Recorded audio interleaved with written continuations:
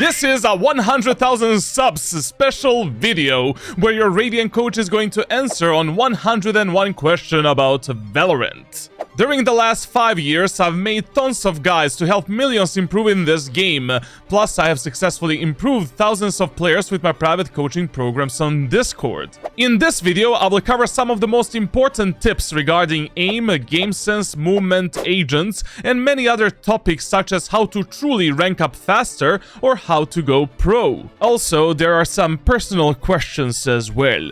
So without any further ado, let's teach you how to get better at Valorant and why is my name Charlatan. So the first question we have from 097003499793, and his question is why main Omen? Omen is the most versatile agent in the game, the best for players' solo improvement. Maybe it's not the best agent for ranking up, you know, like at some point, and for some players, it's not really the best pick, but he is gonna put you in the most amount of different scenarios from which you can learn and grow as a player. Once you master Omen and play him for a few hours or months, switching to any other agent is piece of cake, except maybe Yoru. I coached one player on Omen, and he went from Gold 3 to Diamond 1 in less than a month. Basically, the guy is dominating. Shout out to the cool. The second question comes from Ramsey, and he says, can you coach me? Join my Discord server for private coaching and we can, you know, discuss the stuff, obviously. How much playtime do you think it takes to become a pro player? The question from Bloober, actually. When it comes to becoming a pro player, first of all, no one can tell if you're gonna make it. Like, it's same as with the real sports. You still need networking. You still need exposure. You need that 1, 2, 3, 4, 5% of luck in order to make it. Like, going pro in video games should always be backed up with some kind of a plan B, plan C. Like, going pro can be your plan A, but just make sure that you're not effing up your future. Like, a lot of the kids and a lot of the players these days, like, they just make it their life. You only have that one path. You fuck the education completely. Fuck any businesses, any self-development in real life. And you just focus on going pro. Like, I also wanted to be a pro player, you know, tier 1 player in League of Legends, tier 1 player in CSGO, Overwatch, PUBG. In all of these games, I was earning money from playing the game, playing the tournaments, playing in some teams, but I was never a tier 1 player. First of all, I had nobody to coach me. I didn't understand networking at all when I was younger. Like, I didn't understand how important it is to add random people, play with the players that you enjoy. Basically, it's mega important to put yourself out there. It's a risky career, risky path. Just make sure that you don't fuck your real life because of it. The next question comes from Tech Support Dave. Where is my father? Come closer. Come closer. Are you close enough? I am your father. The next question comes from Brad. Outside of content creation, what's your favorite hobbies? To be honest, like, probably my favorite hobby when I was younger was boxing. Like, I wanted to be amateur boxer. But then I figured out, like, your chances of being a pro boxer is, like, quite low. And also, even when you're amateur boxer, you're risking dying. I don't really want to die randomly because of random hit in my forehead, back head, whatever. So I kind of gave up on that, you know, in a year. But to be honest, like, probably going to the gym and bodybuilding. Like, I've been going to the gym since I was 14 or 15. And I don't know, the gym was always a great part of my life. And I love karting and rally a lot. How big is your dong? Well, come closer. Ask your mom. I'm sorry, like. Where are you from? And how does a Valorant player have a girlfriend? But we can count that as the 2 questions. 20% of our community already knows. I still don't want to say it. I don't know. People that are not part of community, people that see me for the first time, like, at least they don't know. I really live a pretty normal life. And if you ever meet me IRL, I'll be glad to hang out with you. Now, the second question is, how does a Valorant player have a girlfriend? Brother, as soon as you get Radiant, those e-girls, e-sex, it's better than anything else. Make sure your girlfriend doesn't hear this. We don't want to lose you, Papito. Then we have a questions from the Dot. 2 questions. First one, what are the chances we see you do gym streams? I do have a plan to include some of the gym content. I made a 3rd YouTube channel called Charlatan Plus, and on that channel, like, I will be releasing gym content, other games like League of Legends, CS2, I don't know, Rivals as well. It's gonna come. But I don't think I'm gonna do IRL content. I don't like carrying a camera in my real life and just, you know, putting it into people's ass, especially not in the gym. But currently I'm building in my room like a smaller gym with a bench and everything. So during the streams and during like maybe some subathons, I'm gonna be doing something like that, you know, like just workout streams and Valorant streams together and whatever other streams. And the next question was, what was your worst coaching session you've experienced? And can you tell us about it? Believe it or not, most of the players that are getting coaching are the players that are following me and that respect me and basically that just want to get better. I coached 5,000 plus players. There was not a single bad experience. There have been a few like players that I coached that I started coaching them and I was like, brother, how do I make this player better? Some players just seemed uncoachable. But that was back in the days when, you know, I just started with private coaching in 2020 and 21. Like I was just stunned by what am I watching and what I see on my screen. The next question is from LX. What are the most common habits that hold players back from high elo, and how do you break them? I would say 3 most common, you know, bad habits is number 1, lack of discipline. But when I say lack of discipline, it's just lack of discipline in everything. Training, the work that you need to do outside of ranked games, building the data tracking document playbook, actually investing time in the game. Second bad habit is just a bad mindset or mentality. A lot of the players have a mindset where ranked solo queue is eSports environment, and you should expect your teammates to play like Boaster, like Dirk, like Aspas. Bro, you're playing with 4 random gorillas against 5 random gorillas. Then mindset where players are always toxic and they're in that passive-aggressive mode. Like video games are made for fun. If you're not having fun, go do something else. It's simple as that. And third bad habit is they're never getting out of the comfort zone. Like a lot of the players stick only to one playstyle, and even if that playstyle stops working for them, they're like, I'm just gonna continue hitting the same ball over and over again. But who the fuck cares? Eventually I'm gonna get Radiant. Eventually I'm gonna go pro. That's probably the one of the biggest bad habits. The next question from Void. What's your real name, Papito? Isn't it obvious? Papito, bro.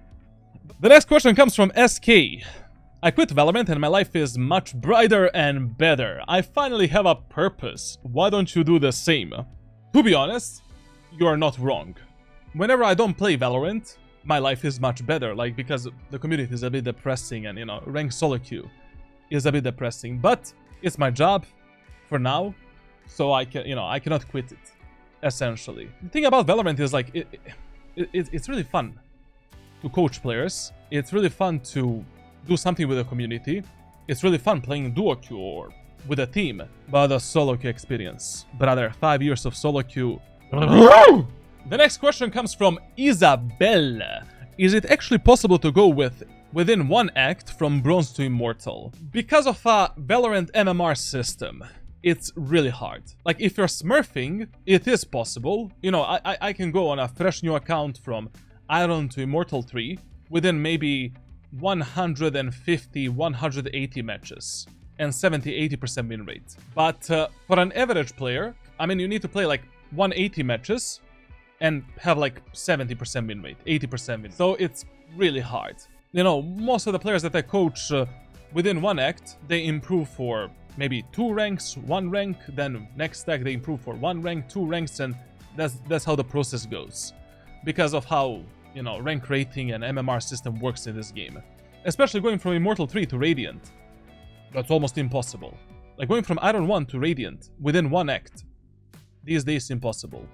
Because of inflated rank rating and because of how MMR system works. You get to Immortal 3, you're getting plus 10 for a win and losing 25 rank rating for a loss.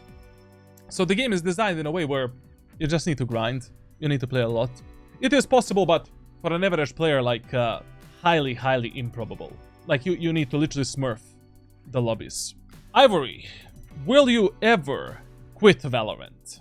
Yes, but we are still not even close. Like, I'm probably gonna quit Valorant once I make a ranked playbook for every single map and every single agent. So that is gonna be the time when I quit playing ranked completely. Unless they introduce some better incentives. Next question is from Sai. Tips on not autopiloting. Very simple. Create some kind of a plan for yourself in every single round that you play. For every round that you play, create some kind of a macro and micro plan. What do you want to do with yourself? What do you want to do with your team? Based on the map, based on the team compositions, based on the ultimate status and utility, and economy.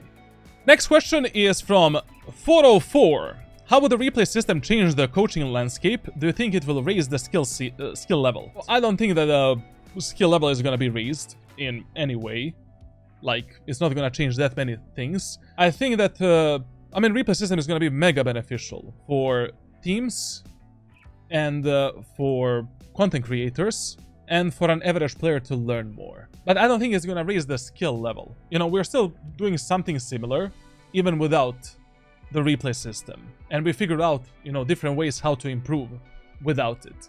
I think the first thing that's going to happen with replay system is going to be millions of clips where players are desyncing, shots are missing even though the shots are onto the enemy. Like, I think that's going to be the main usage of replay system for an average Valorant player. When it comes to coaching, like, it's gonna make my job easier, like a lot easier, a lot better. Like, I don't need to guess anymore. What did the enemies do, and what did your teammates do? Now we can actually see, you know, like, how did the enemies execute a site, how did they actually position, and you know, it's gonna be a great learning experience. And also, maybe the biggest upside of the replay system is going to be learning from the high elo players. You know, we can do, like, for example, how does a rank 1 player, rank 1 Jet, plays the game and what does he do? In Valorant, how do you decide what weapon to pick when you don't buy Vandal or Sheriff? A bit of a tough one, but I'll try to be short. Purely based on the map design, strategy that you want to execute, overall economy, and what is going to give you the easiest chance to win the next round. Enemies don't have a recon agent. You're playing icebooks. On a defender side, by the operator. Enemies have low economy. They cannot afford the heavy shields, by the outlaw. You're playing claustrophobic maps. You're not able to take 50-50 gunfights with the enemies. Get a Judge, get a Stinger, get a Bucky. Next question comes from Grzmot. Are you getting bored of Valorant? To be honest, like, the last time I actually enjoyed playing Valorant was 2022, Episode 4, Act 1. Like, since then, you know, it's the same old Valorant. You know, things are not changing that much. Even though there's a lot of updates, changes, and maps, and at the core, Valorant is still the same. Community is also getting worse day by day. The only reason that I'm basically still with Valorant is because I still enjoy coaching players in this game. Like, it's mega fun. It's an instant dopamine. Hormone stored tests? Okay, we're gonna call this guy 6602. How to actually become pro, plus how much playtime. Step number 1, get Radiant. If you're not able to get Radiant, this is not the place for you, like, to go pro. Step number 2, during your journey to Radiant, do a lot of networking. You need to be communicative. Speak with the players. Add different players. You need to put yourself out there. Play Premier. Get into some random tier 3 teams. Try to grind the Premier. Ascension. Don't stick to the teams if the teams are not working that much. Like, and if you don't see the future with these players, have a freedom to experiment. Put yourself out there. Try your best. And that's it. The next question is from Juicy Oscar. What's the best way to grow a coaching platform and social media following? TikTok, Instagram, and YouTube Shorts. Like, literally, streaming, waste of time. Long-form content, you should be doing it on the side. TikTok, Instagram Reels, and YouTube Shorts. The easiest way to attract new players, or to attract people to your community. If you have 0 subscribers, 0 followers everywhere, that's the first place for you to start putting some content. The next question comes from Toaster. Do you like lemonade? Yes. The next question comes from Squiddle. What is your favorite food? Pasta carbonara. Real Italian pasta carbonara, man. I don't know, it's something about that Parmigiano Reggiano, Grana Padano, then with a pecorocino, you know, like, and then spaghetti, like it's... The next question comes from Strafe. What's the highest rank you can climb whilst neglecting your mechanics and focusing only on game sense? And vice versa. We can get Radiant. We're all different. Maybe you just have superb mechanics. Maybe you have superb game sense. You can literally neglect one skill set completely and still get Radiant. But I would say that 99.9% of players cannot neglect something. Like, if you want to be at the top, you will just need to work on everything. The next question is from Des. If you had to main 2 to 3 agents to climb out of low elo, who would they be and why? Assuming you're actually a low elo player, not Radiant. Raze, Omen, and probably Phoenix. Essentially, like, Omen, plenty of outplays, plenty of stuff like that you can do. If you're a bit more mechanically gifted, just play Phoenix, and Raze is kind of like in between. And that's it. Xylex. If you were to play one agent for the rest of your career, what would you pick? Not Omen. Without any second thoughts, I think I would go with Yoru. The most fun agent after Omen. Like, so many outplays, so many, you know, good stuff that you can do. Good for clips as well. So I would definitely go with Yoru. 100%. If there was not Omen in Valorant, I would probably be a Yoru main. That's Nilo. Is there a way to make the game run better so the bullets actually hit where they are on your monitor? Dyslexia charlatan, on your monitor. Going through people and not dealing damage. There is a way to do that. We all live inside of the Valorant server. We all have 5 ping and we play on LAN. That's the only way. And the Valorant devs actually fix a bit of the desync and other stuff. So Kraus says, an advice for living a better life. Stop playing Valorant. Easy, bro.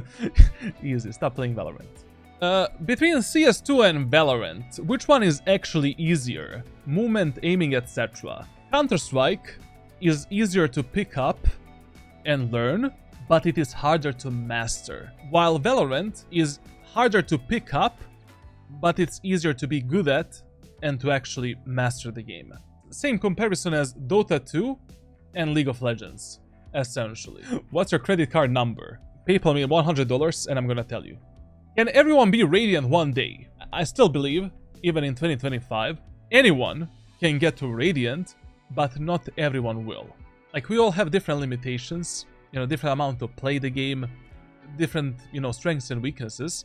If a player is terrible, like you're in Iron for 2,000 hours, one day you can reach Radiant, eventually, after 10,000 hours. Because the game is simple and it supports multiple different playstyles and variations. The next question comes from Shiva. Take us through your whole daily routine and your week schedule, as well, considering all of the variables. I wake up, I answer around 100 questions on my Discord for 2 hours. Every day I do at least 4 hours of coaching on average. Then I stream a bit, go to the gym, hang out with my girlfriend, with my family, and play Valorant. And the only variation is that the gym and vacations. You know, I do take a lot of vacations because I'm literally working 24/7 every day. Okay, boiled potato. If we plant the spike, knowing we might not see it explode, live to see it explode. I'm not made to be a Shakespeare. Is that not the essence of fate? And if every agent has a role, does that mean we were born to play ours too? Or are we just spectating life? Life. My man is going too deep with this one, bro. I might cry. Next question is from Gert. What other games do you enjoy playing? One answer for eSports, one for multiplayer, and one for single player. Esports CS2, multiplayer League of Legends, and single player nothing. Like, the last single player game I played was The Last of Us Part 1. So I don't play them at all. I don't know. I need a competition, bro. I need to play for some kind of a rank. Sorry. I'm mentally dented, you know. Okay, the next question comes from Shadow. Can you dance? Absolutely.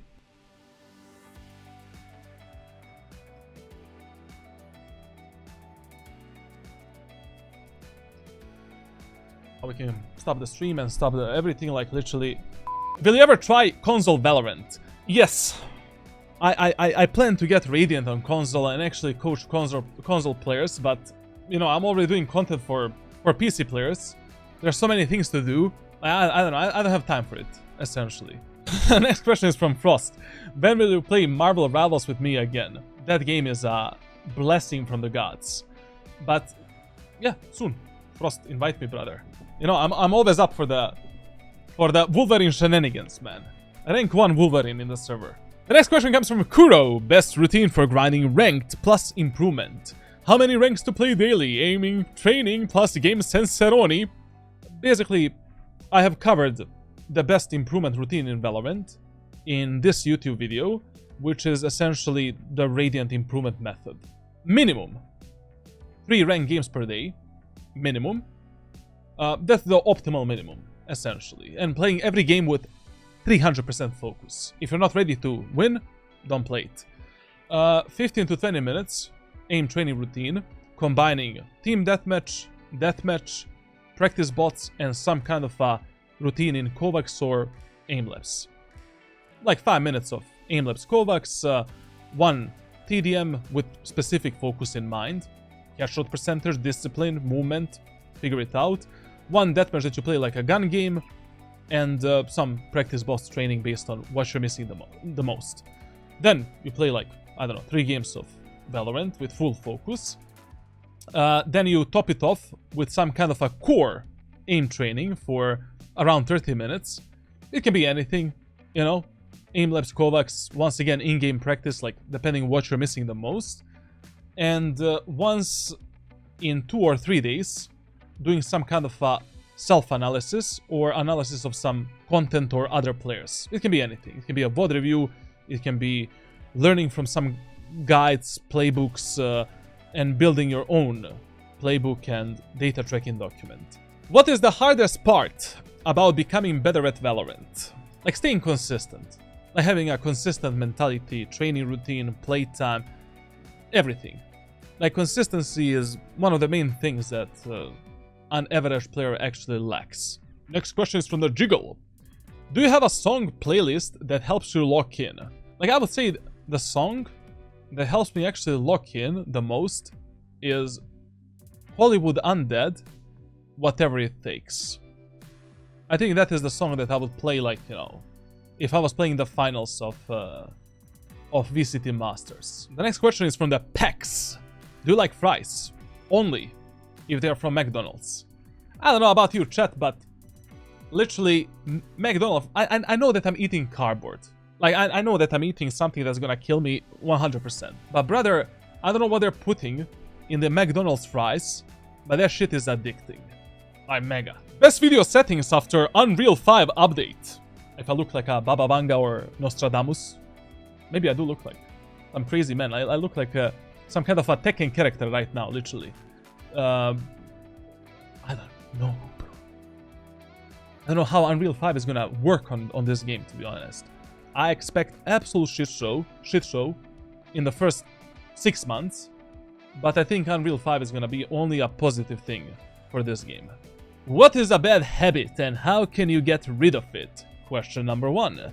Also, when trying to improve, is it better to focus on one pillar of improvement of the game at a time, or to brute force everything and try to apply all aspects at once in a single match?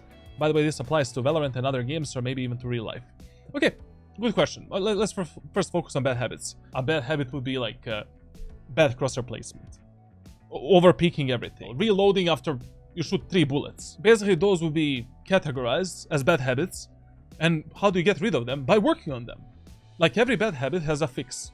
You're not speaking in the game, there's a training for that. You're pulling your knife out too many times, unbind the knife. Put the bind on something else, like I don't know, 7, 8.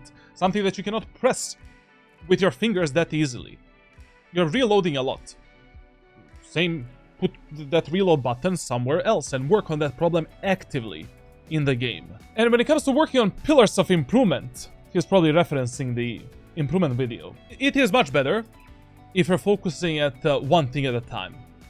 Like, you know, during 3 weeks, you're only working on one pillar. Whether it is mechanics, game sense, decision making, game knowledge, communication, it is better to focus on one problem at a time. If you focus on everything at once, most of the times you will just half-ass everything. And, you know, how the hell are you gonna improve? It's almost impossible. The next question is from the Cool. Is there anything you do in the gym that directly benefits your gameplay?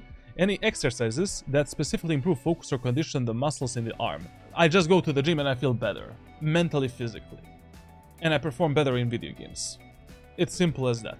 The next question is from the Day Dark. There was a money bag here, bro. What inspired you to start coaching? And money bag emoji. Actually, true. If I was not getting money from it, how would I live? The best piece of advice I can give you. If you're really good at something, never do it for free. Now, what inspired me to start coaching? I'm gonna give you a short story when it comes to this channel. So first, when I started this channel in 2020, in the closed beta of Valorant, I literally wanted to be what is Jarso right now. You know, I just wanted to make Valorant news, to clip the VODs, and that's it. Like, that was my idea. That's like easy money and easy job. You don't invest yourself too much into what you're doing. Because I didn't know how good I'm gonna be in this game. But then when I got Radiant in closed beta and in episode 1 in June, I was like, okay, you know, I'm actually good at this game, like, you know. And then I decided that is the moment of time where I decided, like, I want to be actual content creator. Like, I don't want to do, you know, faceless stuff and clipping and only that. I want to focus on building the community and actually doing something. Become a content creator, essentially. There was actually a moderator, some of you might remember. Her name was Red. I don't know where you're right now. She is really like a wonderful persona. Like, literally, for 1 year, she was in our community, and the Discord server was the most active than it's ever been. Even now, we have like 31,000 people on Discord. Like, back in the days, when we had like 1,000 people on Discord, and she was there as well. It was a fucking shit show. One day, she just told me, like, hey, this guy is doing coaching. Since you're really good at the game, why don't you do it for money? And I was like, okay. Like, anyways, like, I quit all of my jobs, all of my businesses. Like, I went all in into content creation. And I was like, let's do this. Do you think that Valorant Hidden MMR needs a rework and is partially responsible for the smurfing epidemic? Mural Wings. Bullseye. The best question ever so far. Yes, the whole Valorant rank system needs a rework. For an average player to get Radiant on a fresh new account, you need to grind your ass off. I have like 13 accounts that I got into Radiant. They have Radiant MMR. Like, literally, on all 13 of these accounts, I can have 30% win rate in 100 games and get Radiant. Unacceptable. Stupid system. Then there is absolutely no incentive to grind after Radiant. Who the hell cares if I'm top 500, top 75, rank 1? Like, if I don't want to go pro, why would I play after I get Radiant icon? You know? Then, like, matchmaking, sometimes, like, I don't know how in one match you get, like, Ascendant players, and you have the Gold players as well. Or, God forbid, Silver. Then there needs to be a rank decay. Like, you cannot sit in the same rank for 1 year. There needs to be some kind of a heavy decay, bro. If you don't play the game, when you come back, you start a bit lower, and that's it. Like, after every 6 months, 1 year, I don't know, a year at least. There's a lot of things that can be improved in the Valorant rank system. I talked about those topics like for the last 3 years, 4 years, I don't know anymore. And I kind of, you know, I don't give a crap anymore. Like, we know what Valorant is about. We know what is their main goal, and I couldn't give less fucks, essentially. Smurfing epidemic is not the fault of the rank system. It's just that playing Valorant in the high-elo lobbies is miserable. Like, literally, if you're let's say you're a really good player in Valorant, Radiant. You want to go pro. It makes sense for you to grind. But you don't want to go pro. You don't want to make content. You don't want to coach players, whatever. What do? You start boosting and smurfing. Also, like, a lot of the players play with their friends. Smurfing is the completely other topic, to be honest. J. Ryan L. Why do I find it harder to 5-stack than solo queue? My stack is all similar ranks from Ascendant to Diamond, yet it's harder. When you're 5-stacking, there's two problems. Maybe you're giving less fucks, because you know that you're playing with 4 players that you can trust, and you're just like, who cares, bro? I have people that are gonna carry me, even if I make a mistake. Like when you solo queue, there's no one else to rely on. You play solo, you carry solo, you think solo, you work solo. That's it. And the second problem is like when you 5-stack, it's actually a bit harder to grind Valorant. Like grinding Valorant in a duo queue is probably the best. Like abusing that system is very good. But 5-stack, brother, like a lot of times you're gonna get into smurfs, into boosters, into cheaters. Like I wouldn't actually 5-stack in Valorant. Is training all muscle groups every day a sustainable split for the long term? Actually, amazing question, bro. When I was training for the bodybuilding competition for 2 months straight, I was training every single muscle group every single day and going as hard as I can. Now, is it a sustainable split? I don't think so. I think it's good to do it, and you can do it maybe for a few months or a few weeks, but you should always be switching your routines based on your goals and based on what gives you the most amount of benefits. When I had this type of a physique, I know it's a very small picture, I don't know why I didn't put a better one. I was doing every day 3 hours of training, hardcore training, for 2 months straight. And this was basically January and February 2020. But in March, I switched it up because I saw that I was getting diminishing returns. But then Valorant came out and I decided to be a fucking blob. Blood in Paris says, what's your taste in women? LMAO. My taste in women? My girlfriend. That's my taste in women. Blondes, big boobs, and blue eyes. I'm gonna die tonight, literally. The next question comes from Sunkiman. What to do when your ranked teammates are so much worse than the opponent team that if you cannot bring a miracle, you can't win a round? You just need to realize, like every competitive game, it is impossible for you to have 100% win rate. Like there are so many RNG elements, so many variables. 40% of matches are always out of your control. That's maybe even a minimum, like 40%. And 60% of games you actually impact. So even if you have some games, you know, you have a day where you have a red carpet, it doesn't matter. You know, things balance out eventually. Like your goal is essentially to, in 100 matches, win like 55, 60 games. Like that is realistically what you're aiming for and what you can expect as you're improving and getting better. The next question comes from a gaming cuber. Sometimes I top frag with Omen, while sometimes I play like shit. Because of that, sometimes I doubt if Omen is my main, even after having 300 plus hours with him. How to have consistency in ranking up and winning matches. Omen is the agent that really requires around 300 hours in order to call that agent your main.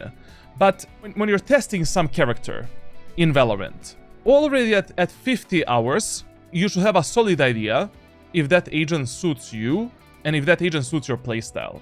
Like you should not wait all the way up to 300 hours to figure out if that agent is the right agent for you. If you're inconsistent, that is not the problem of agent. That is your problem. Keep in mind that having a mechanical consistency in Valorant, in any FPS game, is mega hard. Almost impossible for an average player.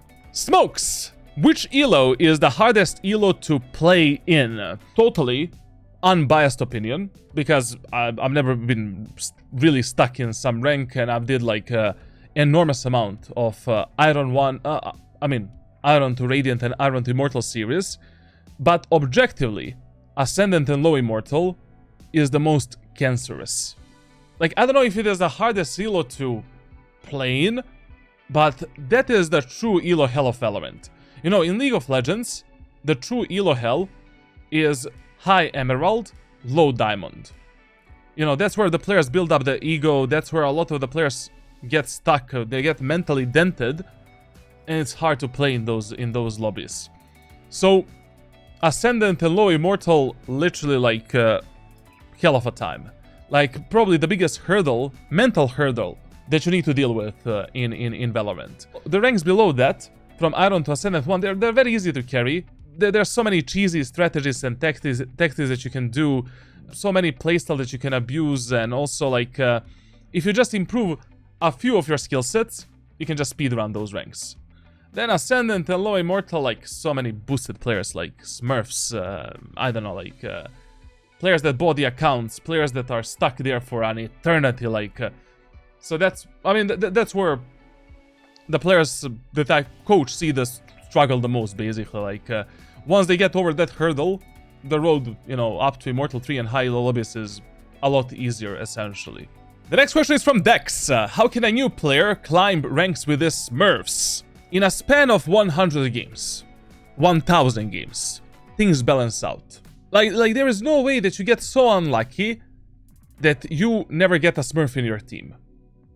There is absolutely no way. In a span of 1000 or 100 games, it is gonna balance out.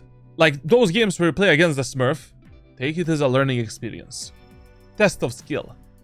See how much worse you are than an average, like, I don't know, Ascendant, Immortal, Radiant player, whatever. Don't surrender. Don't hurt your account. Try to win. If you win, that's gonna be a huge ego boost for you, somehow. You know, play together as 5. Try to abuse the numbers and stuff like that. If you lose, it doesn't matter. The No Mic guy. After reaching Immortal, what should I focus on to rank up to Radiant? When you reach Immortal 1 for the first time, or Immortal 3, you're still not an Immortal player. I mean, the rank says you're Immortal, but you're still not the true high elo player. Like, basically, only once you reach Immortal 3, 200, 300, 400 rank rating, that's where you become actually an Immortal player. So, you're still in that category of medium elo players that need to work on, you know, game knowledge, mechanical skill, team play, decision making, and overall communication. Generally speaking, you know, once you reach Immortal 3 and you are going towards the Radiant, the easiest way to actually rank up to Radiant is by making yourself versatile. And that's why I'm promoting that to the players, even when they're silver. Like, you need to have a really good situational awareness, adaptiveness, you need to understand every win condition, and you need to be versatile.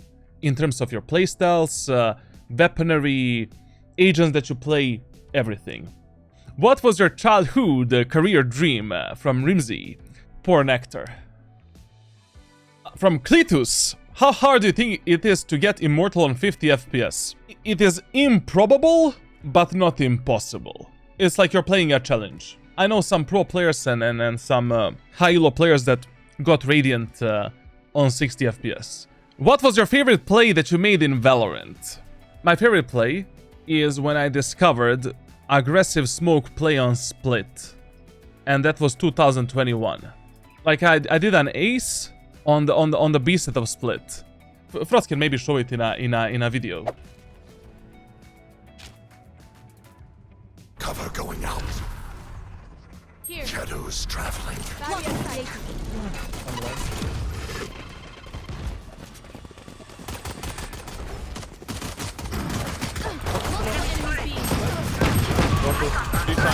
Down B.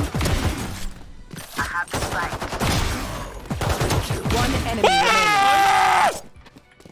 Unknown. I plant, okay? Okay. Rafters? He jumped on me.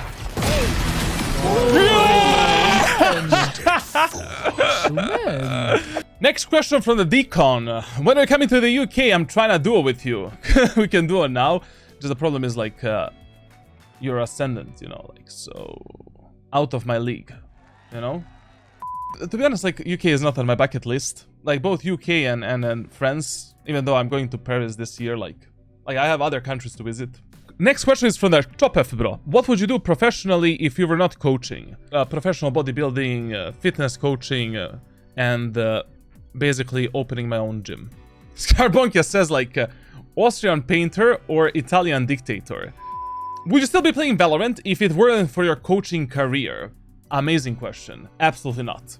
Like, I would have quit Valorant 2022 in March. That is a moment of time where I was glad that I chose this specific path. Next question is from Miguel. Do you think you'd ever try to hit top 100? I don't know if Miguel was here back in the days, but we ended the season in top 74, like in 2022. So I was already top 100 with a peak rank of, I don't know, like 800 rank rating, something like that. But I think it's just pointless You know, it's just a number beside your name. It doesn't give me literally anything. Like, I cannot motivate myself to play for another gun buddy, or to play for a better number beside my name on the leaderboard. How to improve creativity on Omen's utility usage during clutch rounds. Developing game knowledge, decision making, reviewing shit tons of clips, analyzing your win conditions, and that's it. Like, it's not easy. You know, you need to do a lot of work outside of the ranked games, essentially. Like, the easiest way to improve that situational awareness, that's what you're talking about essentially, is through having a coach or having someone to actually teach you all of that in a span of months or weeks. But alone, you don't have that many options. Like, you're just, you know, every day doing some VOD reviews, analyzing these specific scenarios and marking down what you can do better in the future. What is the best and worst habit in life you have ever developed? The worst is, without any doubts, smoking. Like, without any doubts, like, you know, rank 1.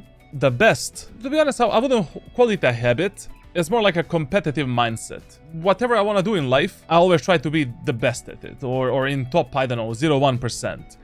But in the same time, that leaves me with 0 hobbies. Like, everything is some kind of a competition, some kind of a job at the end of the day. Next question is, why are you not interested in Valorant eSports? It lacks passion, and it lacks some kind of a character. It's mega bland compared to other, like, games. That's the main problem. It's mega boring for me to watch or the games, because, like, in the last 5 years I've did, like, you know, millions of coaching sessions. Every day I'm doing VOD reviews. The only reason why I do watch the most important matches is just to learn from them, to see if I can pick up some strats in ranked solo queue that I can teach others in my private coaching sessions, to adapt something to ranked, and that's it essentially. But I do plan, like, to dive a bit deeper into that esports part, because there's a huge part of community there. Okay, next question is from the Bang Chen. Nets or Boaster, and why? I need to go with Boaster. I'm biased. I played with the guy, you know. He's my G. Like, I love him a lot. Nets is, you know, probably the best EU player. Like, he and Chronicle and a few others. So if I had to choose who I'm gonna play with, I would rather play with a Boaster, to be honest, in anywhere and in anything essentially. Does it curve to the left or to the right? To the left. Can I be your E-Kitten, or do you have one already? I'm taken, but you know, we can always, like, guys, if you don't see me, like tomorrow on stream, you know where to find me, on the graveyard. Best peak in Valorant, obviously, Gosu peak. Next question is from Error. Have you tried the finals? And please check it out in 2025. I'm not biased with 1,200 hours. When the game came out, I loved it a lot. Like, I played the finals, same as Rivals, for a month straight, every single day. But, you know, like, I'm just that type of guy that I love popular games. I love, you know, high competition. You know, I love when the game has some esports environment, like, that is sustainable. The finals kind of died a bit, and also after some time it gets a bit boring, to be honest. Like, for an example, Marvel Rivals, I can still play 24/7. Like, even after like 6-7 months of playing it, like, still fun, because there's so many characters, so many, you know, different playstyles and things that you can do. The finals, like, after some time, there's nothing. You know, it's kind of same like Valorant, basically. Like, you know, it's just repeating the same stuff over and... I mean, it's worse than Valorant. Repeating the same stuff over and over again. But I'm gonna check it out again, because I heard that they had a lot of the patches updates. I want to see what happened with the game. Okay, the next question comes from Doozy Fig, and he says, is it like gorillas? The thing is, I don't know if he actually understands, if he's trolling me here, you know, like, because gorillas actually have a really small penis. I mean, like, you cannot have a big brain and us big penis, let's be honest. You need to trade something in life. I decided to trade my dong. But to be honest, like, gorillas don't even have that smart of a brain as well. Lucifer! Do you have any life motivation for someone who is struggling? How can she become the best person and progress? You literally have one life. Like, you're living today, tomorrow you're maybe not living at all. God knows what's gonna happen tomorrow. If you're not gonna make the most out of this life, and get yourself out of the bed, out of depression, out of whatever the fuck you are right now, was the point. Essentially, that's how I look at the life. Like, essentially, like, if I'm not gonna do the things that I love to do, or I want to do, if I'm not gonna become the best version of myself, now, when, then? What would the best agent pool look like, in your opinion, below Immortal 3, and what would it be above Immortal 3? On my Discord server, I'm gonna show you right now, basically. You have the up-to-date agents tier list that is probably gonna change a bit because all of the agent nerfs and buffs that came in, but listen, even if I tell you that these agents are S tier for your solo improvement and for you to get better at the game, choose what do you think works the best for your playstyle. Like, perfect agent pool doesn't exist, you know? Like, I'm not always coaching players on Omen, or Yoru, or Jet, or Raze. Mostly I do because these players watch me, and because these players actually enjoy playing these agents, and they suit their playstyles. I don't know, if you're Mechanical Demon, you can out-aim 70% of players in your lobby, in your rank. Pick up the ISO, you know, like, pick up the chamber, just whatever, like this mechanical clove, and ruin their days. If you're more of a, I don't know, passive player, but that passive playstyle works for you, you have insane timings when it comes to lurking, when it comes to clutching, pick up the Cypher. Why not? You're still the best sentinel in the game. I mean, we don't chamber is a duelist. How many total numbers of hours you have in FPS games all combined, approximately? I'm 100% certain that I have at least 50,000 hours in gaming in the last 26 years. Like, I literally started gaming when I was 3 years old. Literally, like the Quake 1 or 2 on the PlayStation 1. And then I moved into CS 1.6 when I was like 5 years old or something like that. Minimum 50,000 hours in total. Like League of Legends, CS2, CS 1.6, CSGO, stuff like that. Valorant, Overwatch, PUBG. I don't know, like single player games as well, like everything combined. When it comes to FPS games, I would say probably like half of that is FPS games. Like 25k minimum is in the FPS games. Because from the MOBA games, I only played like an MMO. It's not that much. Like in Warcraft, I have maybe like 3,000. League, I have like 15,000 minimum. Like I was grinding League of Legends. And Dota 2 a bit. So yeah, it's 25,000 probably in FPS games in total. Who wins? One silverback gorilla versus 100 men. I would say like one silverback gorilla, to be honest. If men don't have knives, if men are not from the UK. The next question is from the Kazi. Best aim warm-up. The best aim warm-up that works for your problems. What was your biggest struggle in the last years, and how did you overcome it? My biggest struggle was cocaine. The biggest struggle was realizing that I was being too hard on myself. I was expecting too much from me, just realizing that I'm kind of giving it my all. We all have different limitations, different strengths, different weaknesses, same as in Valorant as well. And essentially, like, just being okay with myself, you know, being happy with myself, you know, because I'm, as I said, like, I'm always mega competitive. I always want more. I always want better. And just that type of mindset can always backfire as well. Sit on a dick and eat cake, or sit on a cake and eat dick. I mean, that's easy, no? Oh, I would probably eat dick. It's okay. Will the new Omen, Jet, etc. series have only new content, or will stuff be repeated and just changed to fit current act and meta? I'm gonna be making a big update video when it comes to the content and everything, but I will be repeating 80% of stuff that I was teaching in the original videos and in the original playbooks.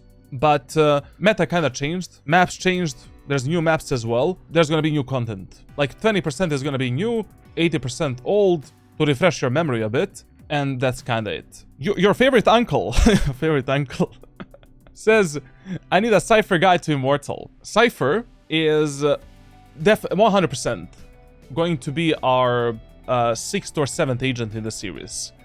So you can expect Cypher really soon. The next question comes from Hartis. What competitive game was the most fun to rank up?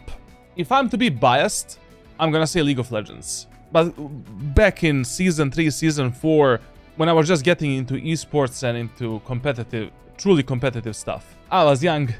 You know, one of the first competitive games where I got the highest rank possible. That is in my memory. But I would actually say PUBG, believe it or not.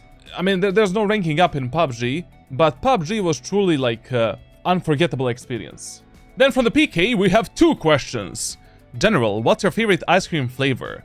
There is a word for this, pecan pie. Believe it or not. You can search it on Google. The second question from PK, do you think the game will last... Do you think Valorant will last as long as CS, or do you think it will die in 3 to 4 years?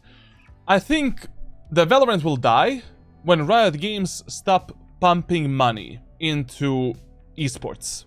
Like, when the Valorant eSports dies, that is when the Valorant dies. If they don't change the route. But realistically speaking, I think Valorant will never die. Like, I think that as long as Riot Games exists, as long as they're pumping money into the game, they're selling the esports dream, making skins, completing some promises, you know, fulfilling some promises, like 10% of them they gave in the last 5 years. Like, I think this game is gonna live forever. Same as League of Legends, same as CS2, CSGO, whatever. Like, all of these games are like just timeless. Timeless because of esports and because of the environment that these companies are creating, and that's the only reason. So I think it's gonna live forever.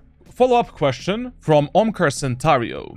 To further that, what event milestone would you consider as being the end of Valorant? Because by some metrics, it's already dead dying. Valorant is not dying, and Valorant is not dead. Valorant is recycling the players. Like, that's what they're doing. Like, the game is mega stale, mega boring, and an average player cannot play it like... when you play League of Legends, you get hooked on that shit. It's a very unique environment.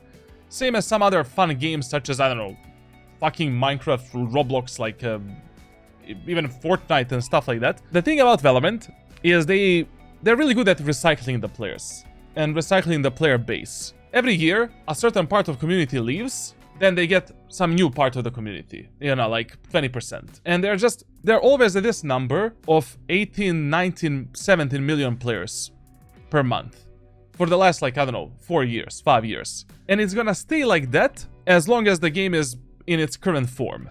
Where the new maps, agents, and skins, and the esports are the highlight of the game. Like, this game can thrive and can be much better. Like, if they focus more on the community and more on the arcadey aspects of Valorant. Next question is from Tundra.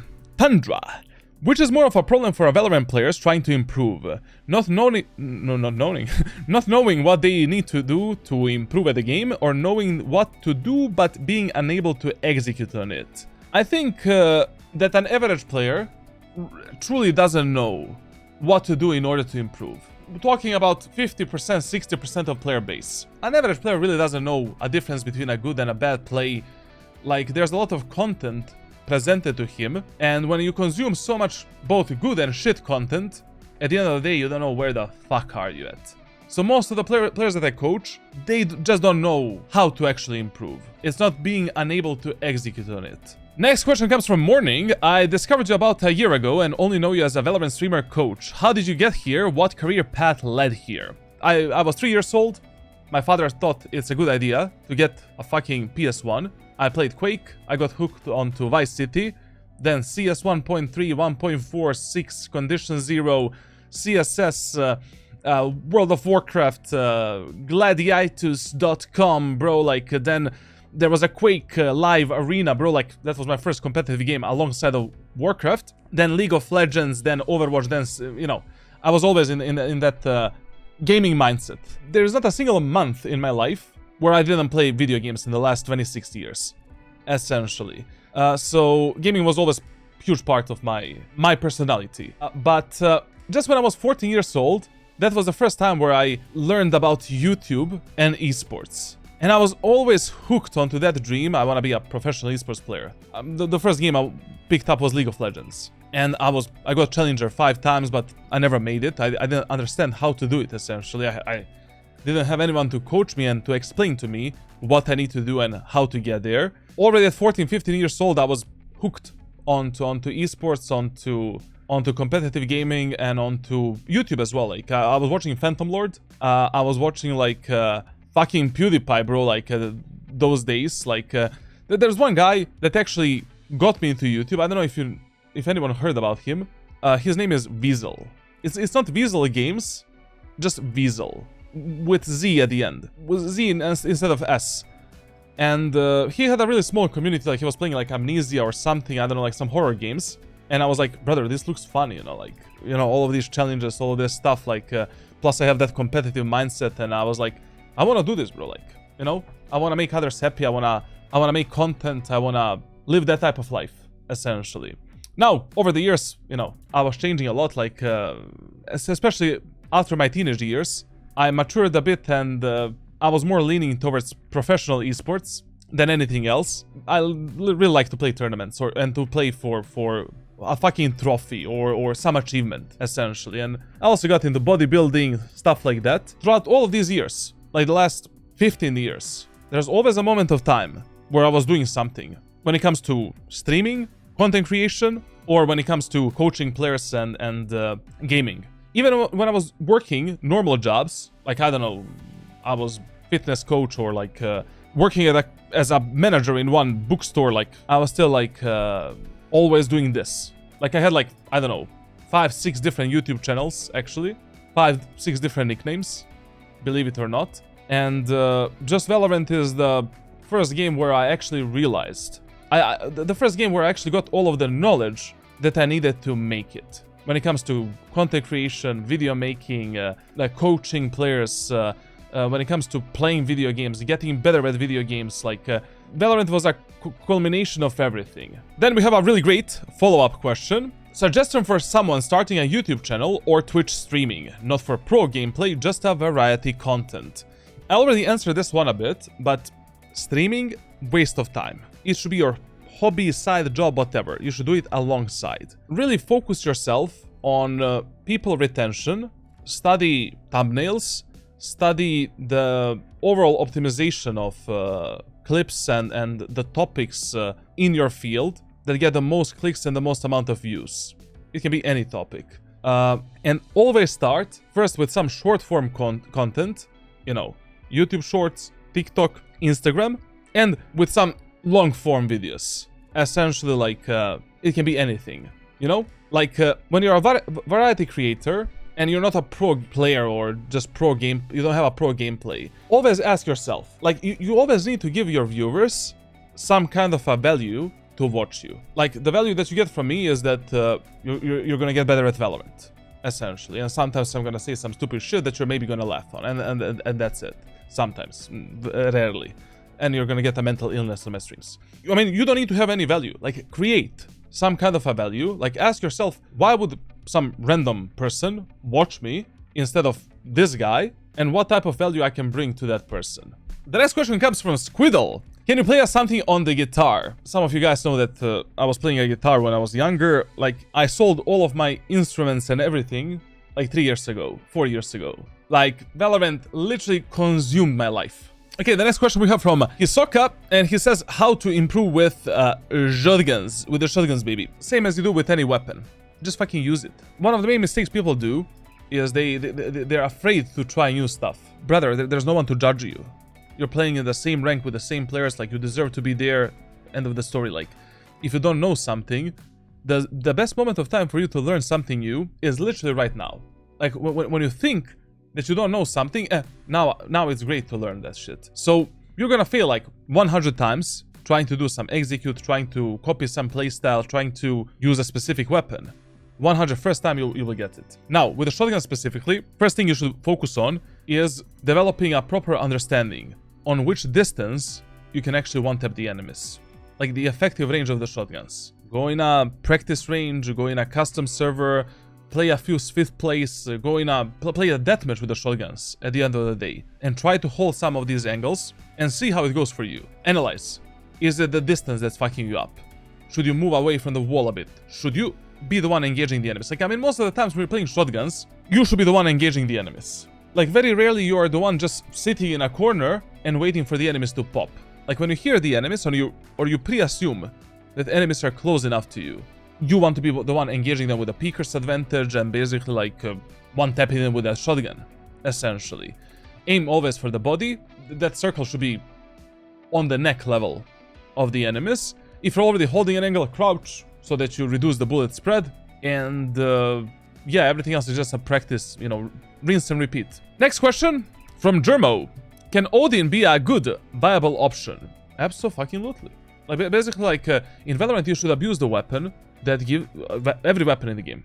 Odin, Ares, Marshall, every weapon. Like, you buy the weapon that you think will give you the highest chances of winning that specific round. That's it. The next question we have from TD Wizard. I have a good like God level aim, but I'm stuck in silver. Good like God level aim, but I'm stuck in silver. When I play in silver, I always lose, but when I queue with higher elo like Ascendant or Diamonds like 5-stack, I always win. Okay, can we count this as a question? The next YouTube video, I mean, that video is gonna come before this one, is gonna fully cover this topic. But the most common 3 problems in silver and gold are the following. Number 1, mechanical inconsistency.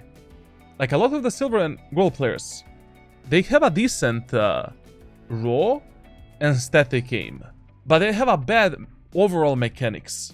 You know, gunplay shit, movement, bad strafe timing, crosshair placement all over the place. They can stand still and then click the left click on the mouse and do some flicks left and right, but they didn't train like every aspect of their mechanics. Essentially, that is the first delusion of a silver and gold player. You don't have god level aim.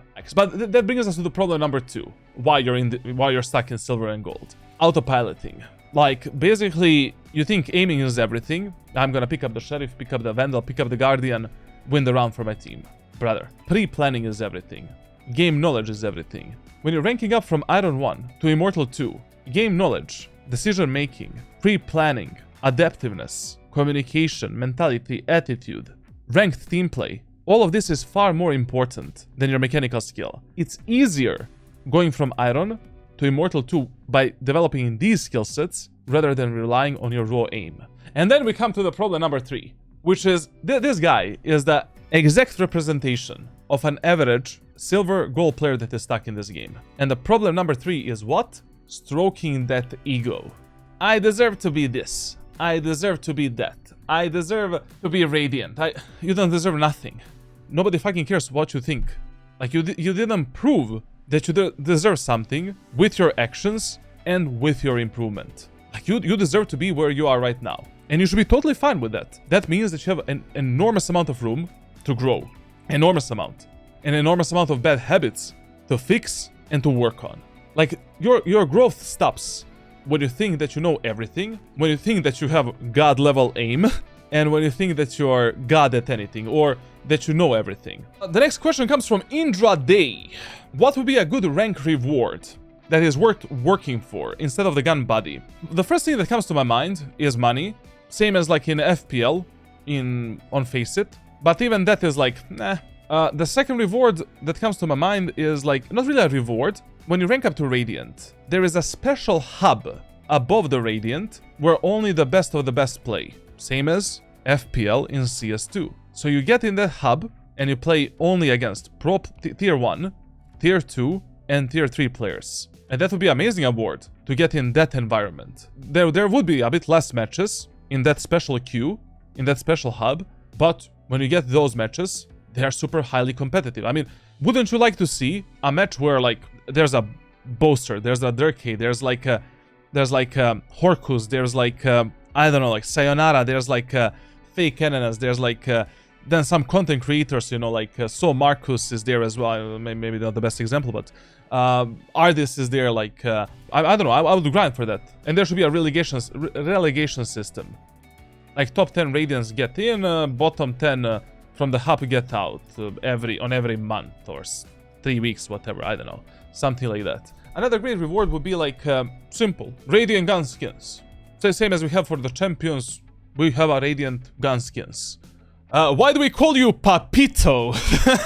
My memory is a bit fading away, but there was some internal joke where someone was calling me an Unk a few years ago and calling me a Papa, and that's how it, you know, it was just some internal joke, some fucked up shit, like, you know, the real Papito is Pasha Biceps, let's be honest. I'm the Temu Papito, AliExpress. The next question we have from the Kendall Knight. How to get passionate about playing Valorant again, other than watching Valorant eSports? This is a very important topic, actually. If you're not passionate about something, it is almost impossible that you're gonna be the best at that something that you do.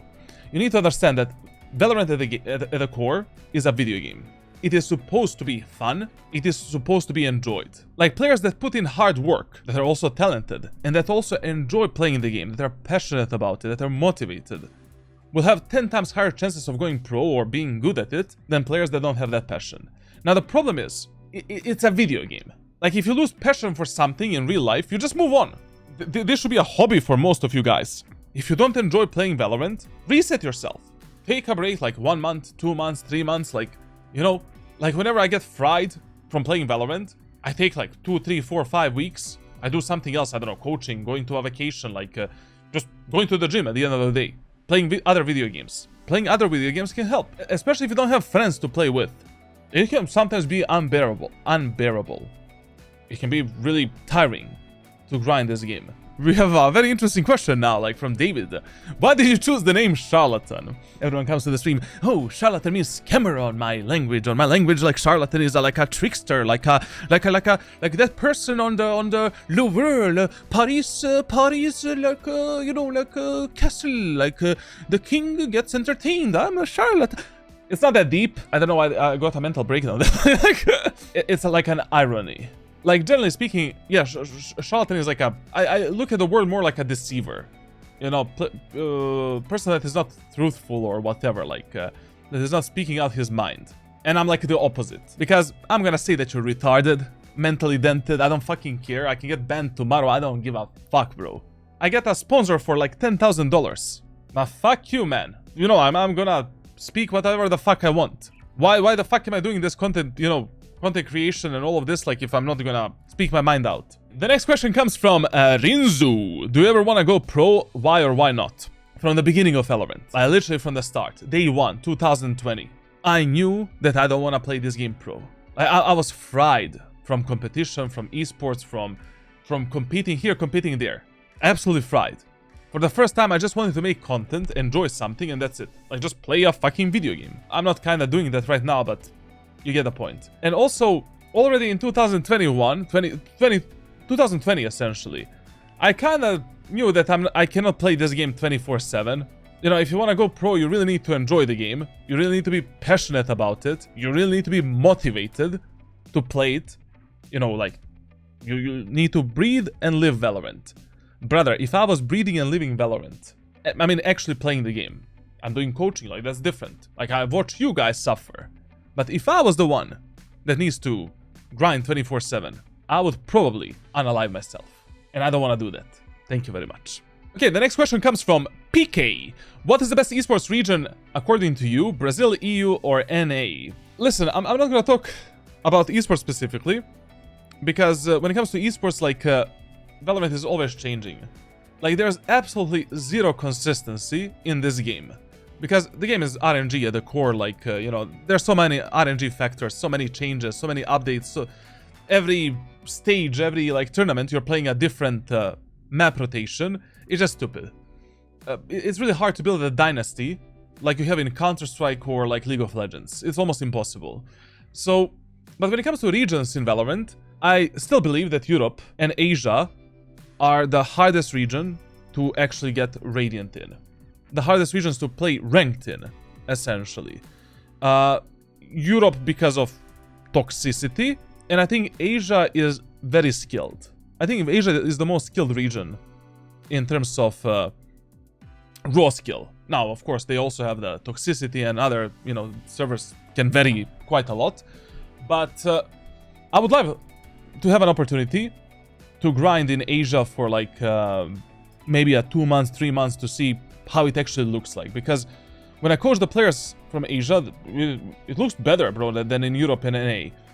Then NA would be the second one, second hardest, and, you know, pardon me, EU is the second hardest and the second most skilled, in my opinion. And the third one would be probably Brazil, and then North America. But North America is the most enjoyable one. You know, people are gonna banter, like, there's a soft toxicity, you know, like, it's not like in Europe, like, the guy's literally fucking my actually, I hate when people are like, how do you say that, like, passive-aggressive. There's so many passive-aggressive, like, femboys, like, in Europe, man. Literally, like, fuck my mother, man. Fuck my... Let's fuck each other's mothers over the microphone in a video game, please. I don't know what's happening with Europe, like, essentially. But in terms of the skill, like, I would say it is Asia, Europe, Brazil, NA, in my opinion. The next question comes from Nerds. Do you think good health is vital for hitting high ranks? Should you focus on consistent energy instead of things like caffeine or for temporary boost? Everyone operates in a different way. My body is not same as yours. Keep that in mind. You can live as an absolute utter pig and still be Zaibu. For an example. I don't say Zaibu is pig. I didn't say that. So, you should, like, generally speaking, gaming doesn't have that many connections with health. Like, one of the best gamers are usually, like, you know, not that athletic. You know, like, they're in a pretty bad shape, to be honest. Like, what you want to find when it comes to gaming and what you want to do, you want to feel good. Like, it doesn't matter if you look good. It doesn't matter if you're healthy. Like, of course, if you're healthy and if you look good, you're gonna feel good. But I'm just trying to say, like, even if you don't look good and you're not maybe the healthiest person alive, if you feel good, your reactions are good, like you have a mental clarity, you feel good within your body, you will perform the best in video games. So literally, you know, you don't need to be 9 to 5 person. You don't need to go to sleep at 10 to be a gamer. You need to find, like, what works for you the best. Like, for example, when I don't go to the gym, I wanna KMS myself, sorry. So basically, like, as soon as I get fat a bit, I feel terrible, you know? My reaction time is also getting lower, like, I don't have any mental clarity, I cannot think about the games, essentially. But there are some, you know, a lot of the players that I coach that perform worse when they go to the gym, when they're actually, like, I don't know, eating some healthy food and shit like that. Basically, like, find what works the best for you. Next question is from Tolkien. What's one thing you learned about people or human nature from coaching all these years? Like, first one that I would put is that no matter how bad someone is at something, like, everyone can improve. Like, you can get better at least for 30%, even if you have some kind of a disability. I coached a player that was playing, like, with his mouth, basically. And he actually got better and ranked up. So, probably the main thing I learned is that humans can really, like, overcome anything. You know, any disadvantage, any problem, and there's a fix and solution for everything and for everyone. And the final questione. Have you tried IEMs? What's your opinion about them? Let's talk about peripherals as the ending of this video. IEMs will never be better than headphones. Open back headphones. Literally, open back headphones are superior in every single term. Generally speaking, you can use earphones, earbuds that are like $20 for Valorant, and you will be okay. It doesn't matter. But don't bother with IEMs. Like, just get a really good pair of open back headphones if you already want to, you know, change what you're wearing at that moment of time. Yeah, you're gonna have a, you know, gamer's dent, and then, you know, you're gonna have a Tyler 1 head in a few years, but at least you're not gonna go deaf, you know, and you're actually gonna hear direction from which enemies are killing you. When it comes to the mouse, shape is the king. Fuck the weight, fuck everything. Like, if something doesn't feel right in your hand, nothing else, literally nothing else matters. Nothing else. When it comes to the keyboards, Wooting is the best. Use my promo code. You don't get anything, nothing off, just I get money. And I would always go with the Hall Effect keyboards, but there's other brands that are also really, really nice. So just get some good Hall Effect keyboards. When it comes to mousepads, really a personal preference. There's so many good options. Basically, like, personal favorite is the Jupiter Pro and Saturn, but once again, you need to figure out what works the best for you, unfortunately. Like, what type of skates you want, what type of feeling you prefer, which game you're playing as well. Do you want your mouse to feel a bit faster? Do you want more control? You know, like, control is better for Valorant and CS2, while the speed is better for these tracking games such as Apex. Then, when it comes to monitors, minimum 144 Hz refresh rate, but keep in mind there is a difference between a bad fucking monitor that is 144 Hz and a good fucking monitor that is 144 Hz. At the end of the day, you can reach Radiant on the cheapest 144 Hz monitor. That's like a entry bottom line into eSports. Whoever tells you that they cannot see a difference between AOC 240 Hz and Zowie 240 Hz, that guy is blind. You know, you're talking with Ray Charles and, but Charlotte, my eyes only see 29.87 FPS. So basically all of these pro players that are playing on 500 Hz Zowie, they're mentally dented. We're all fucking lunatics. We're all like, you are the smartest person in the room, right? Higher refresh rate, higher benefits. But personally, I think that if you want to go pro in Valorant, or you just want to get better at FPS games, I think the top of the top right now, and the sweet spot, for 400 Hz Zowie with a DirectX 2+. That's like, you don't need anything more than that, essentially. I know, this has been a long one, but I just wanted to give you something special for the last 5 years of an amazing support. You actually made my dream come true. Thank you for watching, and now is the time to make the next 5 years even better. Cut, baby!